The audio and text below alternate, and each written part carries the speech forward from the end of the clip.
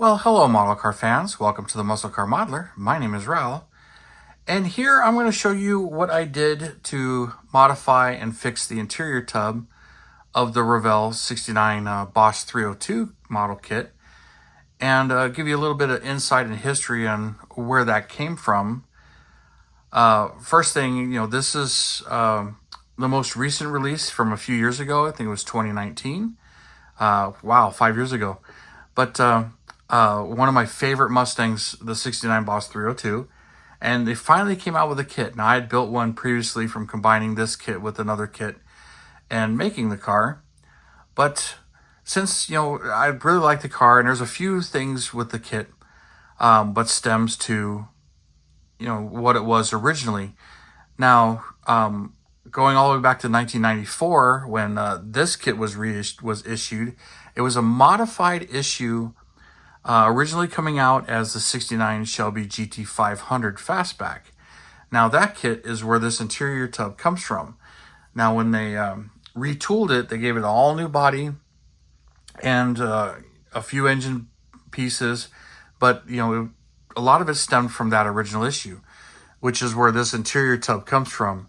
Now some of you guys that are really into Mustangs, you know that that's the Shelby's console there. It's got some gauges in it, the shifter, where the seat belts go, some switches, the ashtray is right there, and then the armrest. Another thing is the roll bar. It has the roll bar mounts and it has a roll bar. So when Revell came out with the 69 Mustang Super CJ kit, they changed all of that, the exterior stuff, but they did not change the interior tub. So I've always liked this kit, and to be honest, I didn't really know much about the interior of the console back then when I first built it, and didn't really notice it right away when I built it since then. So, come to, my knowledge of the Bosch 302 and the research into it, I had found that it was different and decided that maybe I would do something about it. So what I had done, this is the first console I had cast. I actually took this right from the 70 Mustang, Revell Mustang, even though it's 1/24 scale, and this is 1/25. So I had pirated this from that, cut it out, and used that originally. So this is, a couple of the ones I used back then. So since then, a few things, I'd realized, I pointed out, I had modified it a little bit more. I put the cups in it for the 69. They have those. 70s did not. So that's where the seatbelts rest. Then I put, if you can see it, the little dot in the very middle, which is kind of like the cigarette lighter. And then I put the ashtray on the back. Really doesn't want to focus on it. It does and it doesn't. But anyway, there's my original master that I had redone. It's got some clay on it and stuff. So Greg Wann helped me out by casting some more. So I got a bunch of these. And a number of you guys had asked me if this would become available and everything. So I had talked to Greg about it. And he decided that, yeah, he would cast those and he would offer them up for sale. So I'll have a link in the video description below at the very bottom to his Facebook page, which is Holy Grail Resin Parts. He likes to make molds of some of this stuff, and we've known each other for a very long time, long before I had my channel or did any of this. But we've been friends for a long time and doing this kind of stuff. So he helped me out, and of course I've got so many of these. That's why I've got 5 tubs here. I got 5 kits. So it started with this one, was re-released, just different decals, but that's the exact same kit, the Amigo pack, which came with a die-cast car. This one's missing it, but this one's got it. Came with this die-cast car on it. But, and for a long time, this was the easiest one to find and cheap. And then they also did one with a red box art, which I'll show right now. And so those are the ones I know about. There might be another issue, and I know there was some combined ones where that kit was available with some others, but it's been readily available. But my favorite version is finally available. And they did some updates to the nose too, but I'm not really getting into that. So here's what I do to hack out the console and get it all ready. I mean, it all starts with my trusty Dremel, and I use this round bit, and I've also used this bit right here, which does a really good job ripping it. But you definitely got to be on a slow speed, because when you're grinding it, it still melts the plastic. And here's one that I just rough cut. This one I actually used this bit, but I rough cut it out and everything. Just ground it completely out and knocked the side roll bar things out of it. So, I mean, that's your basic the basic what you got to do, and then start cleaning this up and everything. So, step 2, clean up all the sanding and the deburrs and try not to hit the sides. You got to go slow with that Dremel and just really take it easy, because it melts the plastic. Stop, let it cool, pull it off, and just really take it slow and try not to hit anything else with the Dremel. So, I mean, that takes some practice and some talent. All right, so here, got it ready. Now, I took some sheet styrene and just plugged the holes so that when I do put putty in there, it has something to rest against. But I just make sure it doesn't go past that lip, because it clears the body, but there's plenty of room in there when it comes to that Revell body. So there's all of that. So give you, here's this one that's all uncut or unglued, but roughly cut, and got to sand that. And I'll use my, this is 100 grit, but I'll use this as sand in here, get it going, clean it up.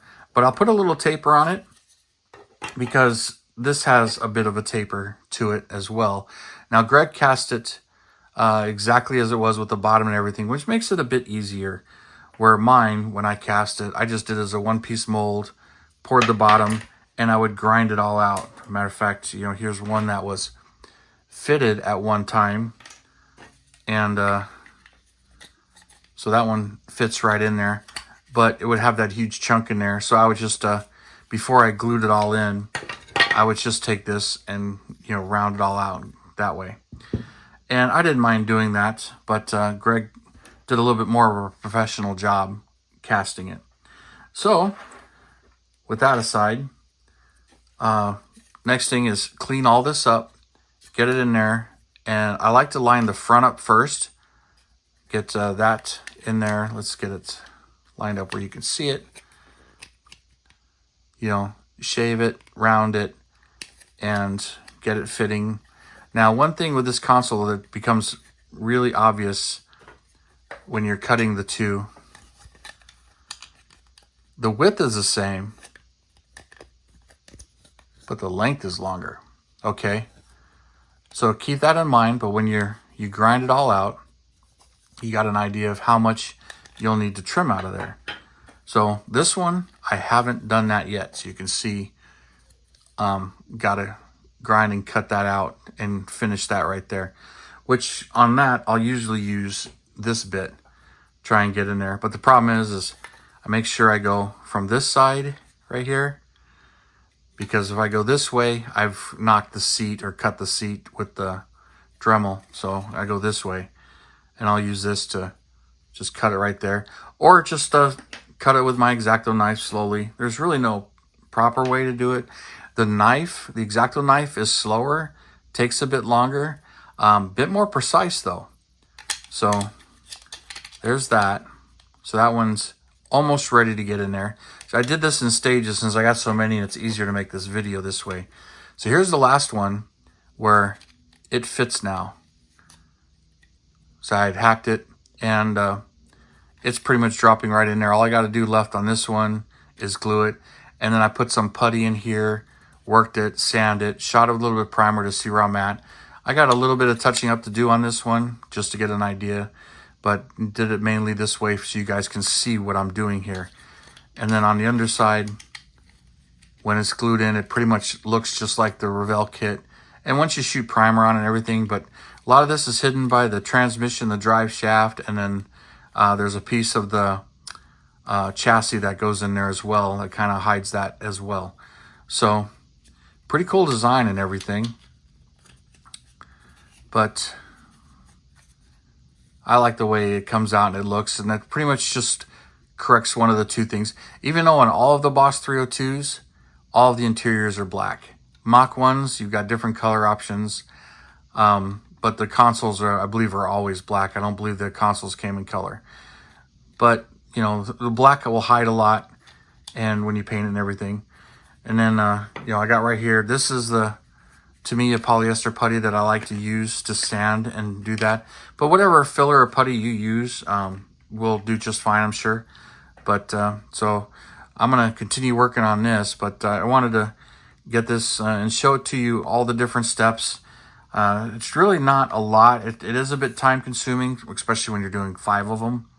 I'm not even sure I need to do 5 of them. I think 1, 2, 3, maybe 4.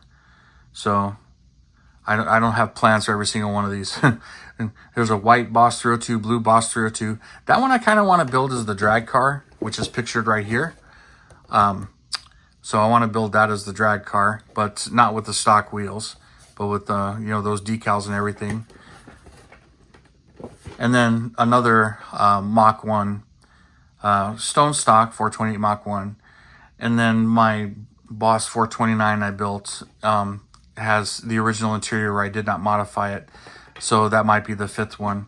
But I got extra consoles, got plenty of them from Greg for plenty of projects here. See, how many do I have here? That's my master. So after these 5, I pretty much got 1 more. But anyway, I'm going to continue on having some fun, but I hope that points out, you know, all that you really got to do if you really want to make the interior tub on this accurate. Or you can just leave it alone. It's really your call and it's your model. I'm not saying you have to do this to make a proper model kit. Never really been one to say that, but I like knowing the accuracy and the history. But as far as building the model kit, sometimes it really doesn't bother me. I just kind of let it go. Interiors are something that I've never been very fond of. It's like my least favorite part of the build, especially when I get them all nice and detailed and everything, and you can't see most of the work. But anyways, you guys, thank you for tuning in, subscribing, and all your comments and everything. I really do appreciate it. And I hope this video helps you and everything. And again, if you guys are interested in one of these consoles, the link in the video description below, I'll have a link to his Facebook page and his email if I got it, to email him directly.